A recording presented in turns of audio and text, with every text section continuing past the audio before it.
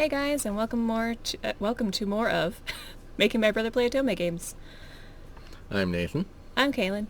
So Nathan, do you remember what happened last time? No, not at all, actually. I'm kind of... You don't remember at all? Okay. No, actually. Well, so what happened last time was that, at least from the end of last episode, I remember, is that we discovered the secret that the Shinsengumi didn't want us to know about this sort of potion thing. And they didn't kill us. And they didn't kill us, yet. We don't really know what happened yet. Sanan took this potion that makes people go mad at the sight of blood.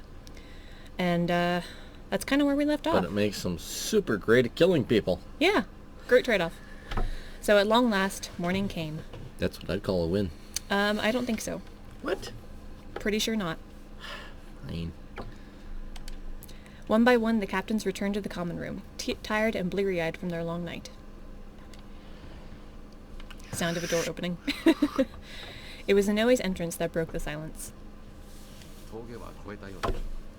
He seems to have made it through the hardest part. Aha, so Sanan lived. The room breathed a silent sigh of relief. He's still asleep. Looks pretty peaceful. That's nice. So, has Sanan gone crazy? Well, Inoue simply shook his head. We don't know for sure until he wakes up, but he looks like he always has. That was when the door slid open. Good morning, everyone. The tension that had relaxed at Inoe's entrance pulled tight as a drum. At least I thought they don't do this when I just walk into a room. They don't hate you as much as they hate this guy. Then I realized I was comparing myself to Ito and wondered why on earth I would do something like that. My. You all look rather glum. Something to do with last night's excitement, I presume. Yeah, because Ito doesn't know anything about this treatment, and they would prefer to keep it that way. Yeah, well, you know. His position wasn't just the result of politics, then. There would be no simply ignoring the incident, it appeared. No, Desperately, Kondo's eyes flew around the room looking for someone who might give him a story. Anybody? Anyone? Bueller. Sano, make something up! Don't say that so loudly. What? Me? Well, you see, yesterday... You're a miserable actor. Stay out of this. Okita's smile was bitter and thin. They sat back down. How about you leave the explanation to someone who can string two words together, Sounds like a good idea. He looked at Saito expectantly, and the other man nodded once. As you suspect, Deputy Commander Ito? I can't remember. Ito. There was an incident yesterday here at our headquarters. Furthermore, he continued, the situation was grim. Saito then proceeded to outline as much of the truth as he could, his eyes never wavering from Ito's face. Professional liar. Professional liar. He's good at this. We did not wish to trouble you with such matters just yet, Deputy Commander. By way of apology, he made a short bow. If you wish, I would be happy to provide you with a more detailed report this afternoon. I forgot to start the timer. I'm a failure. Ito's eyes narrowed and he looked slowly around the hall, a mischievous smile playing about his lips. Very well. I comprehend your situation. I shall look forward to receiving the details this evening. With another strange smile, Ito stood, nodded slightly, and left the room. Feels like he let it slide this time. Maybe he just liked how Saito handled it. Not lying necessarily, but, just like... carefully telling the truth. As little as possible. Just a little What? bit. Yes, Saito had been respectful and, at least on the surface, forthcoming, both of which had likely pleased Ito, but what had he meant about letting it slide? We shouldn't have let him see all of us together. Yeah, it's a little suspicious. I look at him confused. The only man missing was Sanan. Won't take Itu long to realize something's happened to him. Oh. Then Ito had likely guessed at what had taken place, but decided not to press the issue. I was beginning to see what Kondo saw in him. There was certainly no doubt that he was clever and observant. Ah! The man of the hour. I had looked up just in time to see Sanan shuffle through the door. His face was pale, but apart from that, he looked much like he always had. Sanan, are you sure you should be up and about? I mean, now that you're a bloodthirsty monster. Sanan's only response was a small, sad smile. I'm only a little tired. Side effect of my new condition, I suppose. Those who've taken the draught often find that working during the daylight hours is especially taxing. It's more or less like vampirism. That's, yeah, kind of catching. Like blood. Like blood. Like sleeping during the day. Like sleeping during the day. Don't like sunlight. Don't like sunlight, yeah. In other words, it was working. Sanan was already transformed. I am no longer a human being. You don't have to look so happy about that. I'm gonna smile. I'm no longer human. I'm a monster. Great. Creepy. He smiled. And cackled maniacally. Who cares what you are? You're alive! That's good enough for me. I could see the beginnings of tears well up in Kondo's eyes, but the rest of the men were more reserved. They were happy to see their friend alive, but what had his resurrection cost him? So, your arm's better, I'm guessing?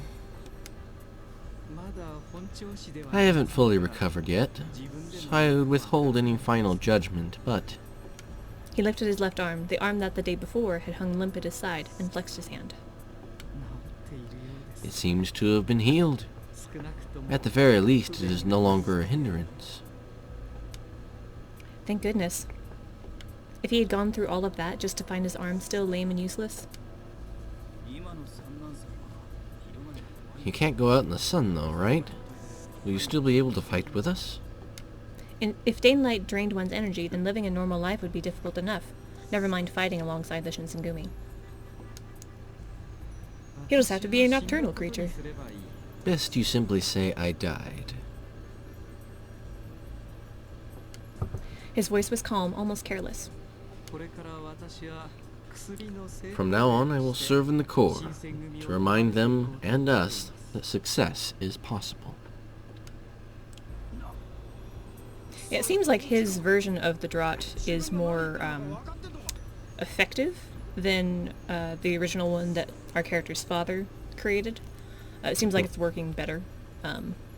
So he's kind of planning on being a figurehead among the people who have taken it. What? Have you lost your mind? Do you know what you're saying? Of course I do. Do you, Nagakura? The Shogun had ordered us to keep this thing a secret. Nagakura fell silent. If I, die, the Shogun's secret remains so. I suppose that's one way to handle it. Leaving no room for argument, he continued. Besides, if the side effects can be managed, or even removed, then what reason do we have not to use it? Well, to a man they were against his idea, though none of them had said anything. Who would want to consign a friend to a life of secrecy lived in the shadows? We were given this task by the Shogun himself. Sanan's suggestion might not have been pleasant, but it was logical. The drug was dangerous, yes, but if it could be refined, the side effects removed, it would be a powerful tool. A powerful weapon. I suppose this is our only choice. And with his word, it was decided. Well, this is what you asked for, Sanan. Make sure you don't screw it up. It wasn't exactly a vote of confidence, but Sanan simply responded with a smile.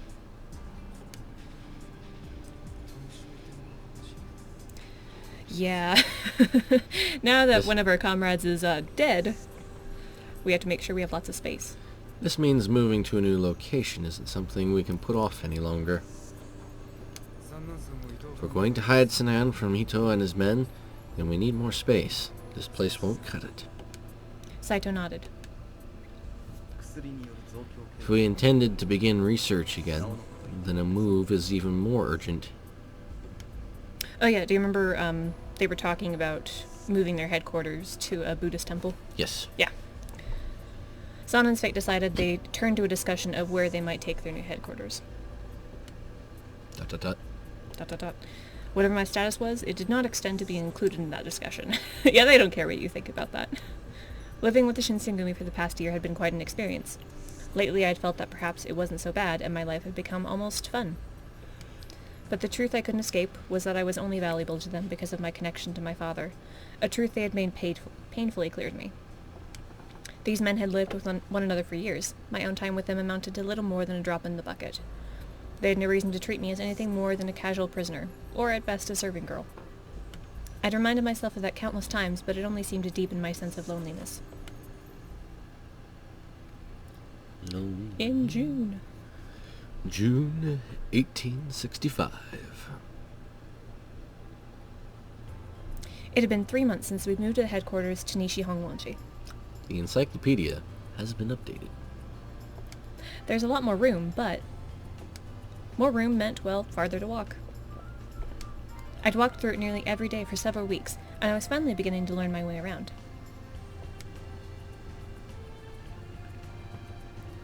As I turned a corner near the back of the compound, I caught sight of someone sitting in the shadows. There you are, Sanan. Your food's ready. Oh, hello. Thank you. He looks so nice. It's hard to imagine the glasses character with a nice smile on his face. That a bloodthirsty monster lurks underneath that smile and cute glasses. The snow had disappeared, the cherry blossoms had bloomed and fled, and now the swallows and the heat had come. Sanan and I exchanged a pair of smiles, and I held out my hands to let the breeze brush across them. It's really gotten warm lately. Yes, it has. Unfortunately, the heat and the sunlight aren't particularly pleasant for me. Really? I hadn't thought the sun was particularly strong that day, but to Sanan, who had to hide in the shadows or stay indoors during the day, it must have seemed unbearable. The night he'd changed, Sanan's hair had turned white, and in his eyes had been a thirst for blood. The encyclopedia has been updated. ...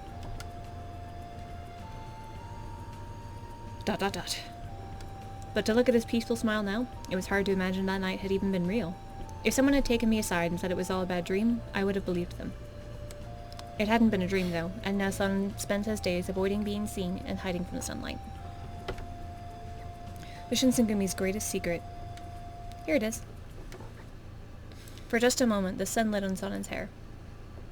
I don't know if it was a trick of the light or simply my mind being foolish, but in that moment, his hair was a brilliant white. Ah! Is something the matter? You look as though you've seen a ghost, which I hardly feel is polite.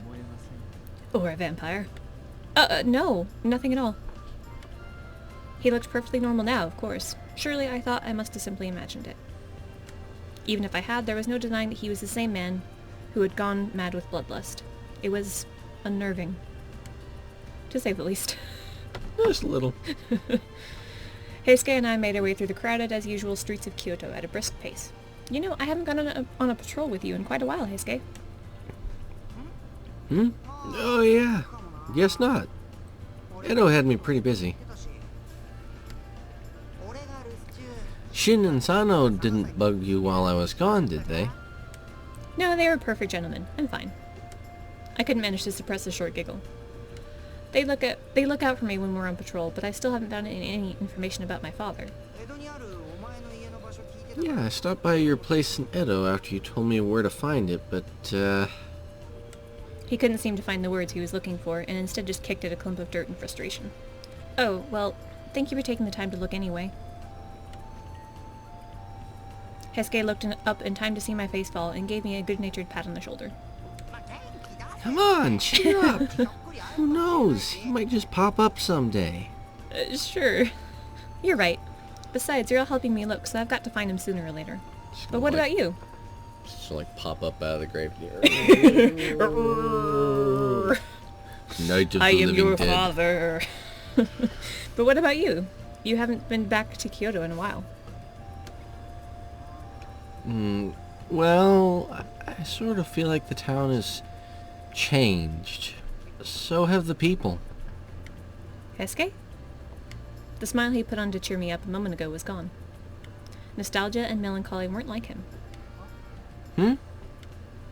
Hesuke's head jerked up a fraction of a degree, and he looked across the street. He stood up on his toes and waved. Hey, Soji! Find anything over there? Nope. Everything's normal.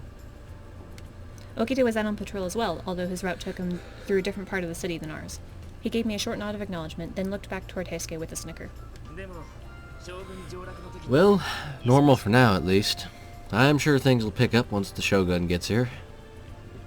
The Shogun's coming to visit Kyoto? Yep. It's got Kondo all worked up too. If the Shogun was visiting, that was a chance for the Shinsengumi to be noticed. Kondo's reaction to that possibility was easy to imagine. I giggled. Oh yeah. Yeah, I bet he is.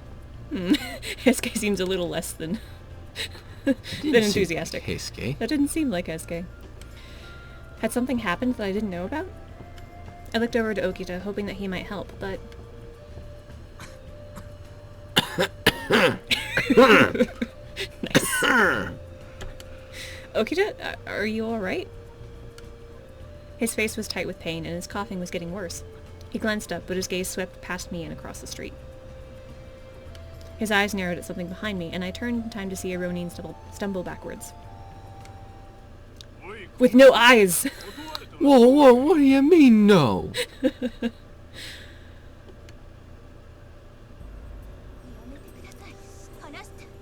Would you please voice all the female NPCs with your girly voice? Stop it! Let go of me! We're patriots, fighting every day to kick those damn foreigners out of our country. Least you can do is give us a little booze. Maybe even a little company. Encyclopedia has been updated. Across the street, a clump of men, perhaps 3 or 4, were harassing a young girl. I didn't know what they were up to, but it didn't look pleasant. We have to help her. I felt Hesuke tense up next to me. I know. Stay here, Naomi. Before he could finish, a flash of blue cloth shot past us, toward the dangerous knot of men. Well. Guess being a patriot doesn't mean what it used to if we've got men like you throwing it around. The usual crowd shuffled away from Okita and the men as quickly as they could. None of them wanted to be nearby once words were put away and swords unsheathed. The Ronin's eyes found Okita's jacket, and the men stiffened. You're one of those Shinsengumi fellows, ain't you? One of those. One apostrophe A. Huh. Wanna. I feel like they're making fun of English, but at the same time... A little bit. It's true, though. You're one of those Shinsengumi fellas, ain't ya? It was pretty jocular in Japanese as well. I think they're making fun of Southern intellect there. Just saying. Maybe a little. You must be the brains. So tell me, Chief, what's it gonna be? His lips curled back into a predatory smile as his hand fell into the haft of his sword. There was no mirth in that rictus grin, and the Ronin's faces abruptly grew several shades paler. They were only somewhat deflated, however, not entirely punctured, and the ringleader made one more attempt. God damn it! Get out of here, you brown-nosing son of a bitch! Well, isn't he just abrupt and rude? Shut up if you really want to live. Maybe you should follow your own advice. The sight of 2 of the Shinsengumi's notorious blue jackets standing shoulder to shoulder was apparently enough of an argument for the Ronin. The last of the color drained from their faces, and they all turned tail and ran. You aren't going to go after them? Arrest them? And charge them with which crime exactly? Didn't fig you for the iron fist sort. Go get them! ... He was right, of course. They had crime on their minds, certainly, but they hadn't actually committed one. Iron fist? What are you so worked up about? Ah, never mind. Forget about it. My name is Hakuouki. Oh my gosh. Thank you for saving me. The encyclopedia has been updated. Also, hearing you do your girly voice and trying to struggle with pronunciation is like two of the greatest things put together. So thank you for that. You're welcome. I watched as the girl gave Okita a quick bow. She was so refined, so ladylike. Even dressed like a girl, I doubted I could ever be as elegant as her. I'd only just begun to feel sorry for myself when suddenly I felt a hand on my arm. Uh-oh. Whoa, Okita? Calm down, kid. Just come here and stand next to her.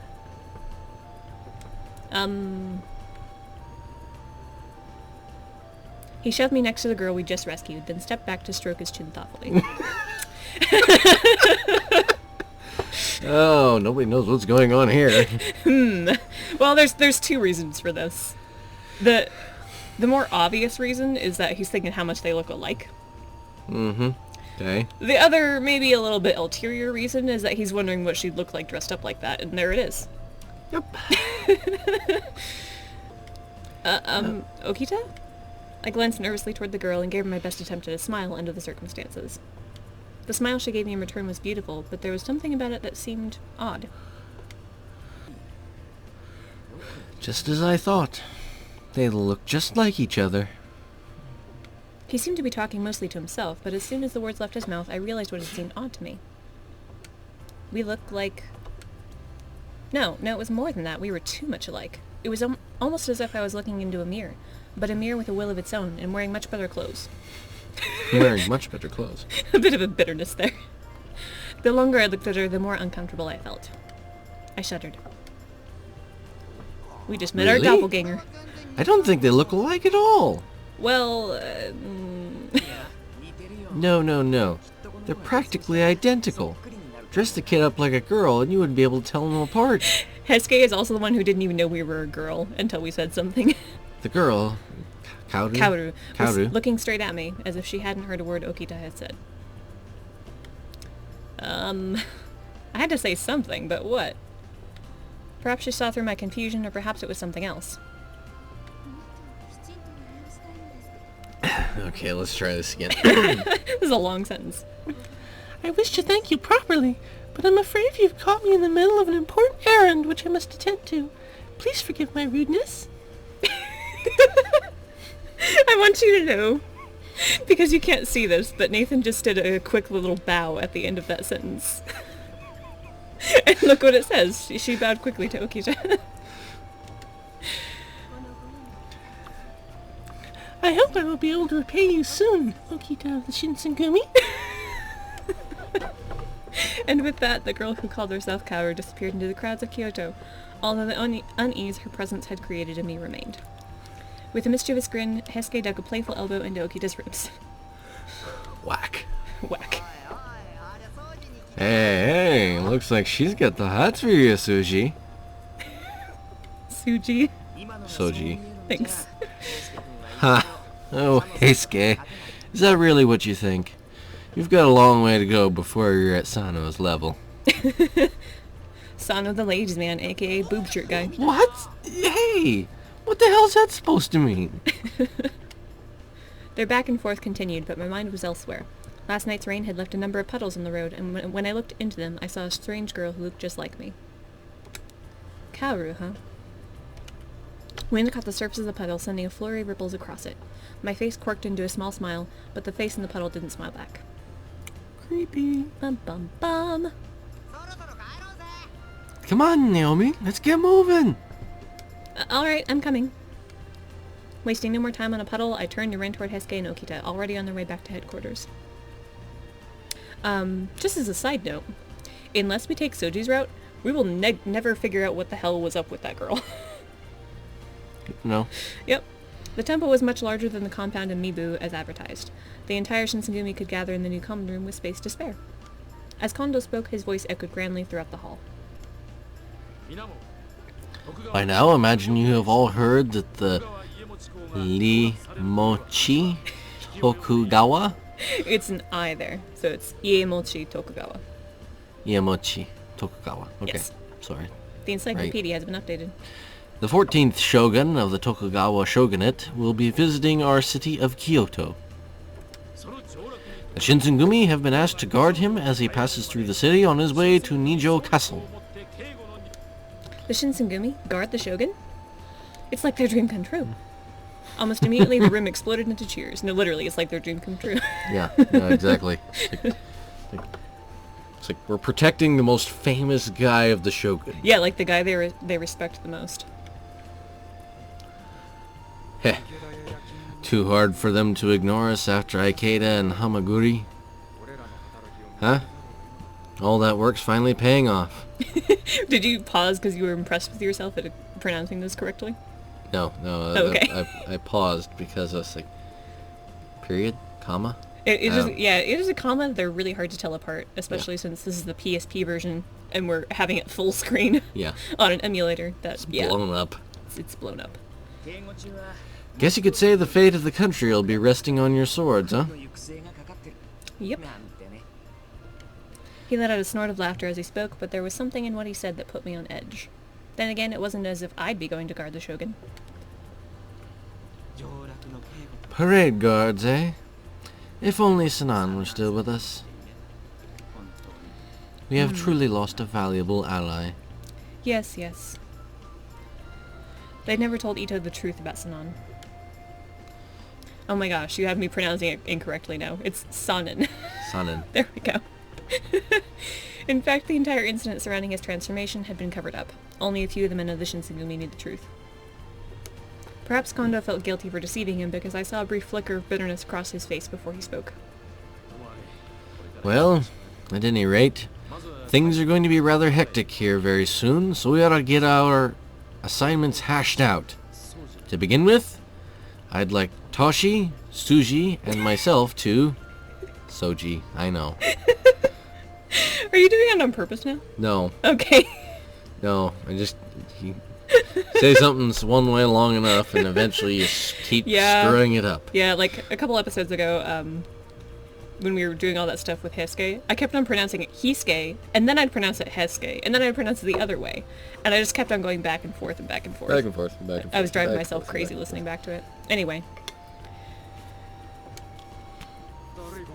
Sorry, Kondo, but you think maybe Soji Good job. can sit this one out? I think he's getting sick. What? Soji? Is this true? Are you alright? I want to note that his Kondo's voice got kind of pouty there for a second. The demon's just being a mother hen, sir. I think I'm fine. Sure. Don't give me that crap. You just about coughed up a lung earlier. Fine. Think someone's being a little overprotective, though. Hijikata is everyone's mom. His smile had turned a little bitter as he spoke, but he looked fine. Perhaps Hijikata was just being overprotective. I didn't have much time to dwell on it, however, before... Hesuke? Kondo? I'm not feeling so great either. You too, Hesuke? This is our time to shine. I was hoping to have all of us there to greet the Shogun. Yeah, sorry. Oh, no. Your health comes first, always. I'm sure you'll have another chance. I'll just have to make sure you get to do something spectacular. As I choke on tea. Somebody else is hacking it over here. Meanwhile, he did his best to simply wave it off, but it was easy to see his genuine concern for Okita and Hesuke. Once he had finished inspecting the rest of the soldiers and sending them off on their assignments, Hijikata turned to me. Alright, what are you going to do? Don't give me that. I'm asking if you're coming with us or not. I can go too? Of course! We certainly won't mind. After all, you're practically one of us. If you want, I'd love to have you come. Kondo, the more the merrier. Could I? Could I really go? I hesitated for a moment, confused, and Okita and Hesuke left. You don't need to worry about yourself, kid. Nobody's gonna be stupid enough to try and attack the Shogun. That's probably true. Why don't you go? I'd be surprised if anyone did so much as draw a sword. It didn't seem quite fair to me that I wasn't even a soldier and I could go, while they were stuck back at the compound. Still, I'd felt drained lately with the lack of information we've been able to uncover about my father. Perhaps this would be just the thing to cheer me up. I'll go. Perhaps the excitement of the occasion was infectious, as I felt a steel in my spine that hadn't been there before. If so, however, it appeared Hijikata was immune. Calm down. You're just carrying messages. Ever the pessimist. Think you can handle that? And we should probably end our episode here, because this starts a pretty long scene that we'll want left. step by step. Yeah, this starts a pretty long scene that we'll probably want to do all in one. Okay. Yeah, and we're just about out of time too, so. Alright. We'll see all you guys next time to continue rolling this train off the rails and into the ditch. Bye! Bye!